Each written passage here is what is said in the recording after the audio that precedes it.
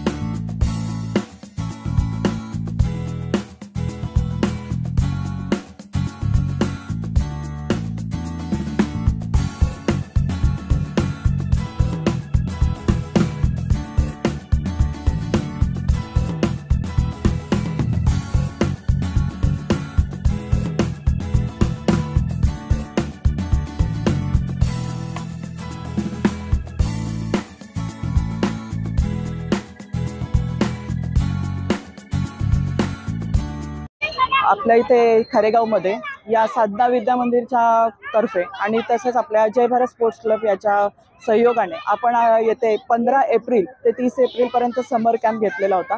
यामध्ये मुलांचा आणि त्यांच्या पालकांचा देखील खरंच खूप चांगला सहभाग होता आणि आम्हाला असं म्हणजे वाटलं नव्हतं, हे आपलं फर्स्ट टाइम आहे, तरी पण भरपूर प्रमाणामध्ये पालकांनी आपल्या मुलांना येथे पाठवलं।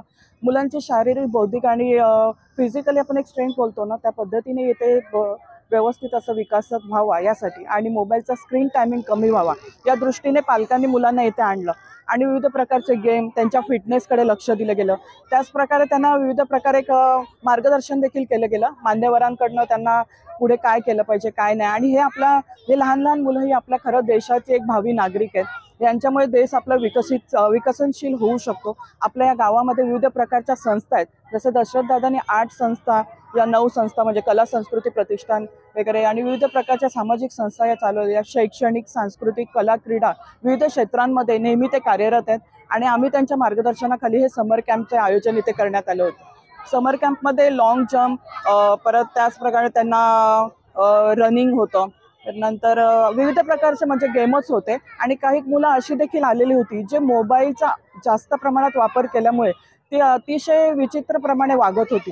त्यांचं देखील इथे म्हणजे त्यांच्या पालकांनी त्यांना इथे आणायचा उद्देश म्हणजे त्यांनी फक्त मैदानाशी निगडीत व्हावा, मातीशी त्यांचा संबंध यावा आणि त्यांनी खेळावं या दृष्टीने इथे आणत होते.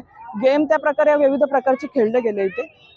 खरं तर समर कॅम्प आयोजित करणाऱ्या सगळ्या आयोजकांचं खूप खूप धन्यवाद. सर आणि मॅडमनी खूप चांगल्या रीतीने, आम्ही आत्तापर्यंत कसं ठाण्याला किंवा कळव्याला जावं लागायचं, आपल्या घराच्या जवळ खारेगावमध्ये 15 दिवसांसाठी एवढ्या जवळपास 45 मुलांना 5 वर्षापासून ते 15 वर्षापर्यंतच्या वेगवेगळ्या वयोगटातल्या मुलांना रोज सांभाळणं 15 दिवस 1.5-2 तासासाठी ही खूप मोठी गोष्ट होती. आणि खरं तर सुरुवातीला फक्त तिला कुठेतरी एंगेज करायचं म्हणून आम्ही तिला ठेवलं, समर कॅम्पमध्ये टाकलं होतं. पण 15 दिवसामधली तिची इम्प्रूव्हमेंट बघून आणि तिचा त्याच्यामध्ये वाढत गेलेला इंटरेस्ट बघून आम्हाला आता खरंच त्याचं चीज झाल्यासारखं वाटतंय. आम्ही योग्य तो निर्णय घेतला आणि मुलांवरती खरंच चांगले त्याच्यामुळे संस्कार पण होत आहेत आणि मुलांना चांगल्या सवयी पण लागत आहेत. त्यांना मोबाईलची गरज नाही वाटत आहे, काय करायचं हा प्रश्न येत नाहीये मुलांना. खूप छान वाटलं आणि खूप खूप अभिनंदन. नमस्कार, मी अक्षता पाटील आणि ह्या समर कॅम्पमध्ये माझी मुलगी पार्टिसिपेट झाली. ह्या 15 दिवसामध्ये तिच्यामध्ये एवढा इम्प्रूव्हमेंट झालाय की वी फील प्राऊड की आपल्या एरियामध्ये हा एवढा मोठा इव्हेंट झालाय.